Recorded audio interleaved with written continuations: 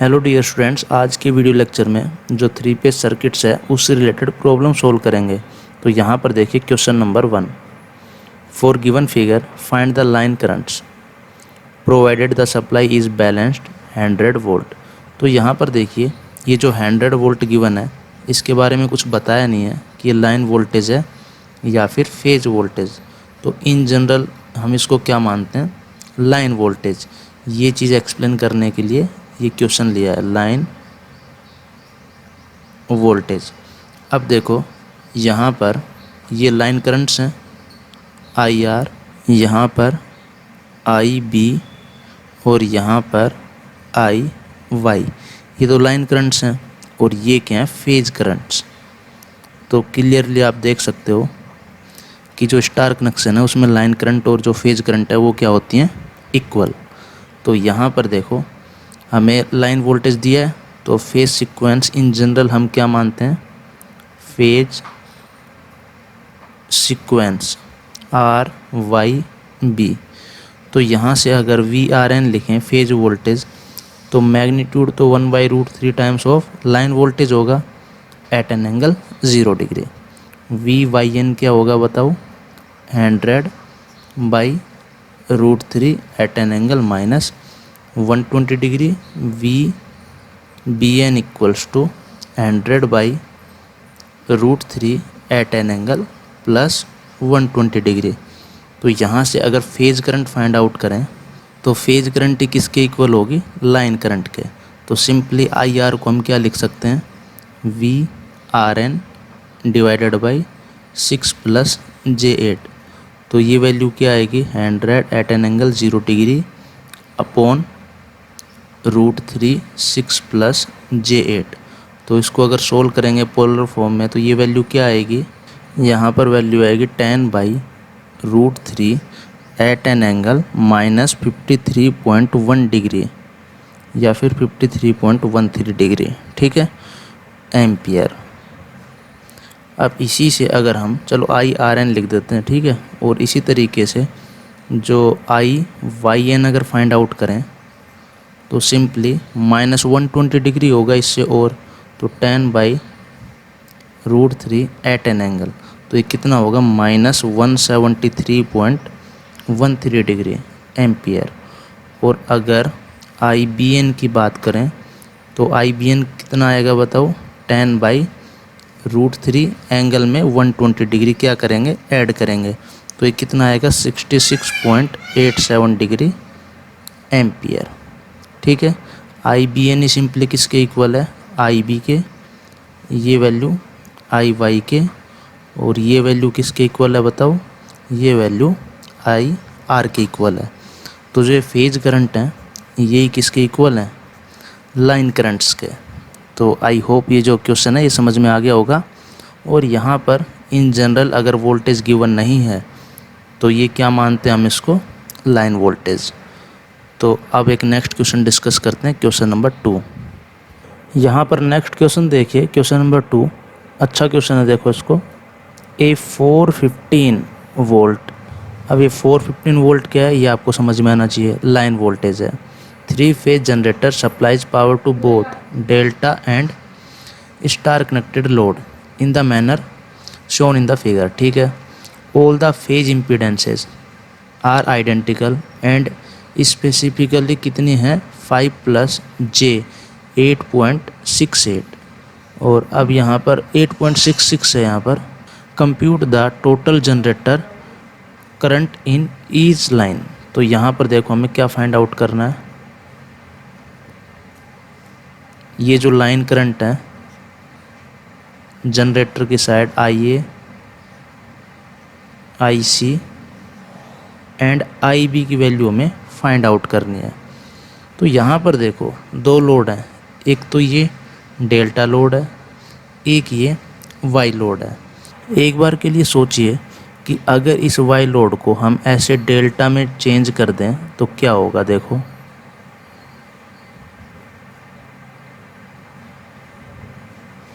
देखो ये जो फेज है ये वाला, ये जो इम्पीडेंस होगी, ये इम्पीडेंस ये किसके पैरेलल में आएगी, देखो इस इम्पीडेंस के पैरेलल में आएगी, ठीक है। और फिर ये जो इम्पीडेंस होगी ये किसके पैरेलल में आएगी, देखो ये यहाँ पे कनेक्टेड है तो यहाँ पे और यहाँ पे, मीन्स इसके पैरेलल में आएगी। और ये जो इम्पीडेंस है ये किसके पैरेलल में आएगी, देखो ये यहाँ पे कनेक्टेड है ये पॉइंट, और दूसरा पॉइंट कहाँ पे है, यहाँ पे। तो ये पॉइंट देखो यहाँ पर कैसे कनेक्टेड है, ये यहाँ पे भी कनेक्टेड है यहाँ पे, तो ये इसके भी पैरेलल में आ गई, ठीक है। तो मतलब ये आपस में क्या होंगे, पैरेलल कनेक्टेड। तो यहाँ से फिर हम क्या लिख सकते हैं, इनका इक्वलेंट एक डेल्टा लिख सकते हैं जिसकी इम्पीडेंस इनकी हाफ होगी।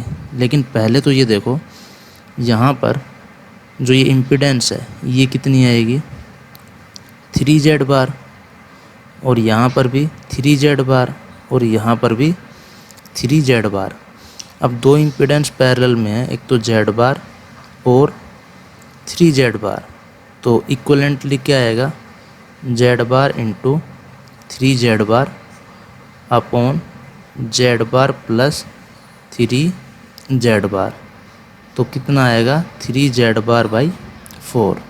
तो इसका इक्वलेंटली सर्किट बना रहे हैं, देखो यहाँ पर दोबारा से, यहाँ पर अब अपने पास ऐसे डेल्टा कनेक्टेड लोड हो गया कम्प्लीटली दोनों को।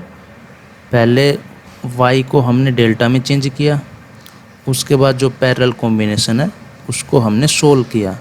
इसलिए यहाँ पर जो तीनों फेज हैं उनकी इम्पीडेंस किसके इक्वल होगी, 3Z बाई 4। तो ये तो हमने इस सर्किट को सिंपल किया है, ठीक है। तो यहाँ पर ये किस तरीके से कनेक्टेड है, यहाँ पर और ये ऐसे कनेक्टेड है। अब देखो अब इसको कैसे सोल्व करें, तो यहाँ पर अब हम क्या करेंगे वो देखिए, ये करंट IA है, ये वाली करंट IC, और ये करंट क्या है IB। अब हम क्या कर रहे हैं, हमें लाइन करंट गिवन है 415 वोल्ट, तो हम फेज करंट फाइंड आउट कर सकते हैं। अब यहाँ पर जो फेज सीक्वेंस है, फेज सीक्वेंस इन जनरल हम क्या मानेंगे, ABC, कुछ गिवन नहीं है तो यहाँ पर अब हमें लाइन करंट फाइंड आउट करनी है। तो मैंने बताया था जब भी इधर जो लोड है यहाँ पर अगर डेल्टा कनेक्शन हो तो आप इसको क्या करो, Y कनेक्शन में चेंज कर लो। Y कनेक्शन में चेंज करने का फ़ायदा क्या होगा कि जो ये यहाँ पर फेज करंट है वही सिंपली क्या बन जाएगी, लाइन करंट। तो बताओ ये इम्पीडेंसेस क्या आएंगी, by 3 means Z bar by 4, और यहाँ पर भी Z बार बाई 4, और यहाँ पर भी क्या होगी Z बार बाई 4। तो इसको मैं एक बार दोबारा से दिखा देता हूँ।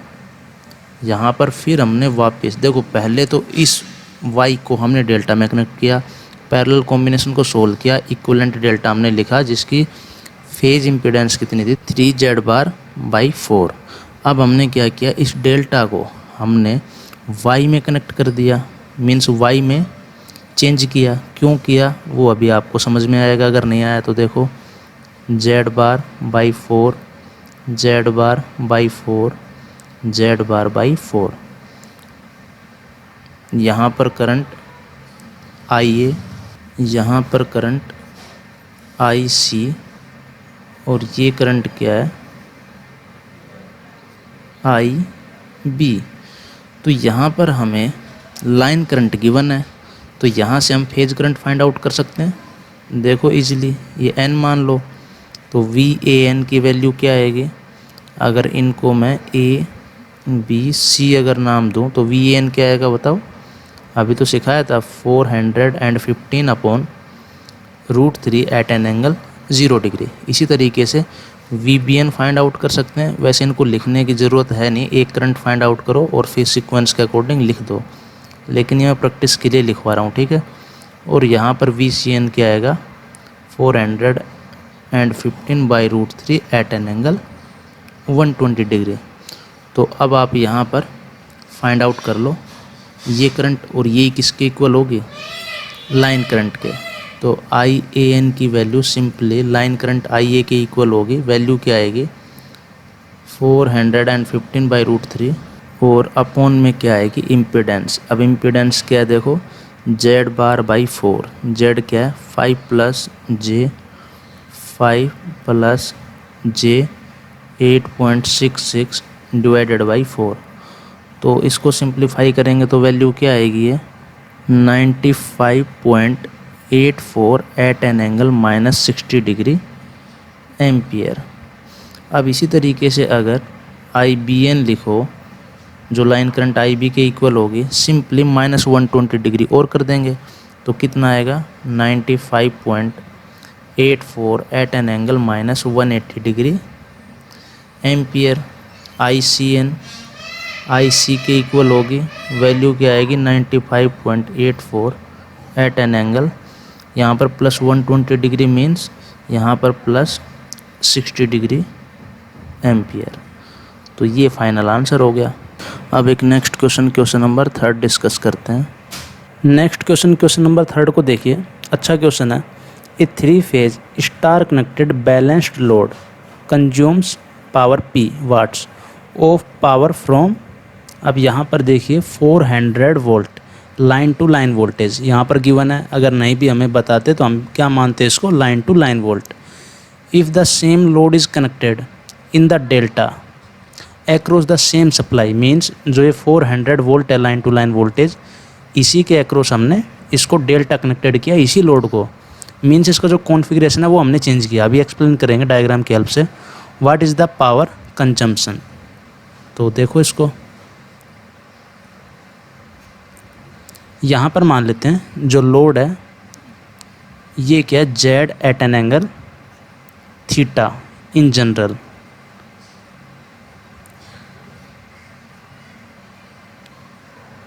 यहाँ पर स्टार कनेक्टेड है, बैलेंस्ड लोड है, ठीक है।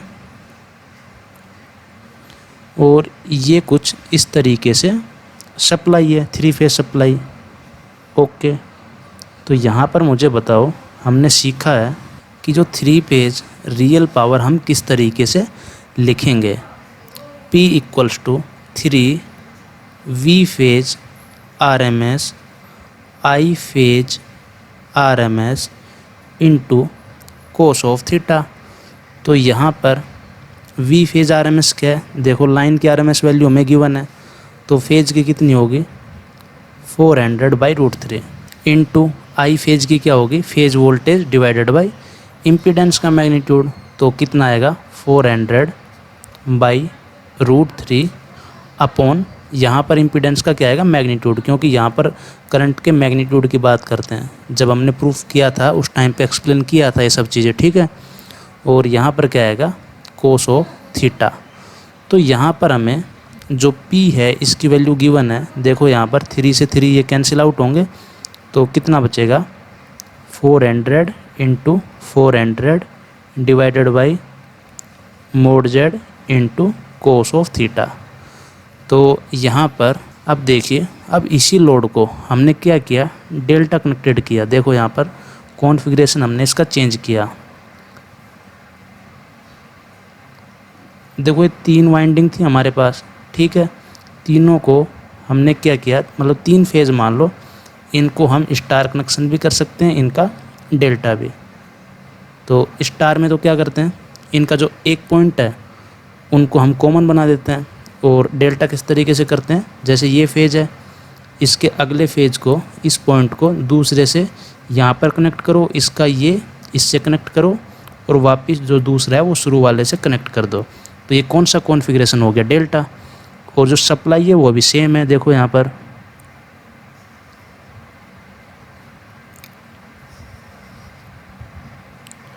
तो यहाँ पर जो लोड है वो तो सेम है, तो इम्पीडेंस भी सेम होंगे। यहाँ पर अगर पावर की बात करें जो हमें कैलकुलेट करना है, चलो इसको स्टार से डिनोट कर रहे हैं, ठीक है।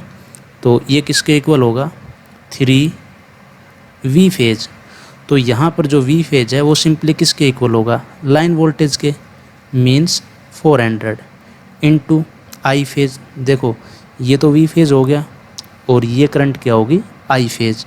इसको हम कैसे कैलकुलेट करेंगे, 400 divided by mode Z into cos of theta.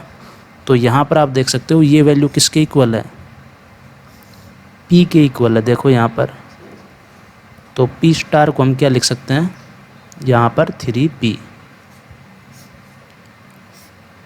तो अब एक रिजल्ट भी आप याद रखें कि अगर कोई लोड है उसको आपस में डेल्टा और वाई कनेक्ट करें तो जो डेल्टा में जो पावर होगी वो 3 टाइम्स स्टार कनेक्शन में होगी, जैसे हमने यहाँ पर प्रूफ किया है। तो आप इसको याद रखें। तो इसका आंसर क्या होगा, option D is our correct answer. और ये जो रिजल्ट है ये आपको याद रखना है। 1 नंबर का अगर कोई क्वेश्चन पूछा जाए तो आप डायरेक्ट इसको यूज़ कर सकते हैं। तो ये जो 3 क्वेश्चन डिस्कस किए हैं ये आपको अच्छे से समझ में आ गए होंगे। अगर कोई डाउट है तो आप कमेंट कीजिए, डेफिनेटली हम उसका आंसर देंगे। Thank you.